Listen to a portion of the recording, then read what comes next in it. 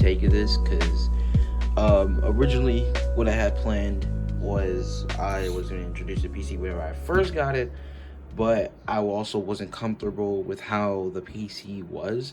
I wouldn't say like comfortable, but I wanted to get a RAM upgrade, and I also had that video prepped and ready, but I was not happy with how the video came out. It was mostly me rambling for a little bit too long, and I don't want to do that. I just want this video to be like quick. Anyways, so this is my new PC. I'm not gonna have it exactly set up like this. That's not how I play. But this is an Allied, I think it's the Allied Stinger. The Allied Stinger is the cheapest Allied one. Well, this Stinger, this is a modified Stinger. This is like one for low end, but actually has a lot more power than you think it would. So I'm not gonna ramble for too long. We're gonna go over the specs, and then I'm gonna have a link in the description if you want this exact type of PC. Because believe it or not, this PC, whenever I got it on sale, it was like for $630. And for pre-built, you never want to settle anything at least under $800, right? $800, you can kind of bypass some of the things if you get one for sale that has good specs. But seeing this one for $630 on the site actually had me worried. So I went over the specs, which I'm going to go over with you guys in a little bit, and I'll even show it on here on my monitor. So yeah, let's just start with the CPU, which is an AMD Ryzen 5 1600 6-core processor. Actually, probably one of the best budget, I think, CPUs that has a lot of power, and believe it or not, clutches up a lot of things. Is really good at multitasking, so you don't have to worry about, you know, your shit just blue screening or black screening or anything like that, crashing. I haven't had any crashes yet. I think the only time I've crashed was whenever I think my it was with my graphics card, but I did a couple of tweaks and settings, and it was overall, you know, it's still pretty good. It still holds up.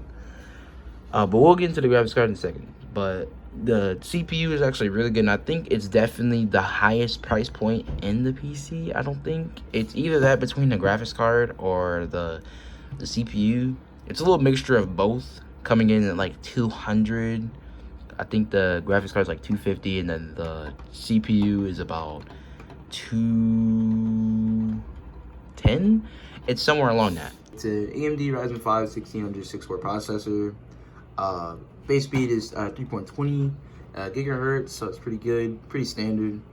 As far as the threads go, I'm not really, like I said, I'm not computer savvy, so do not deprive me of that. Sorry.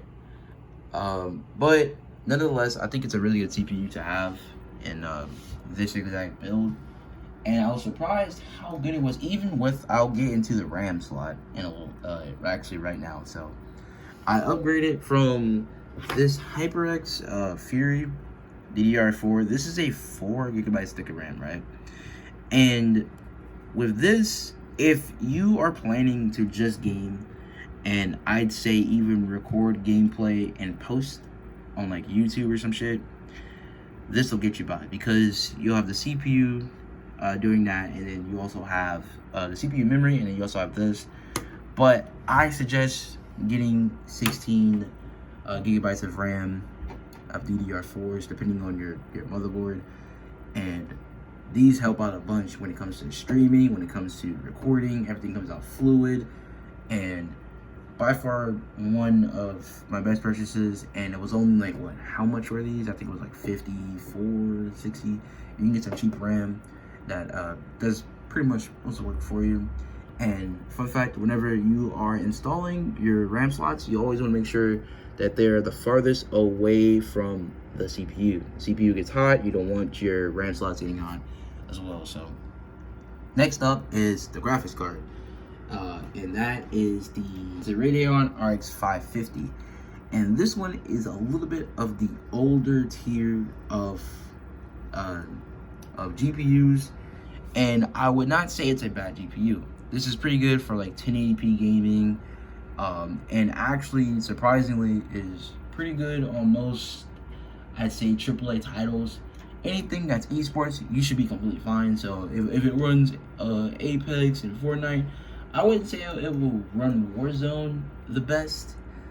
I wouldn't really try it, honestly, because one, you won't have enough storage, which I'll get into in a little bit, which I'm gonna have to upgrade. I have planned upgrade in the future. So but Apex and Fortnite is completely fine, especially with the RAM slots. With the upgrade, doesn't do much with the RAM slot upgrades, but it makes sure that, you know, you're steady and actually ready to game.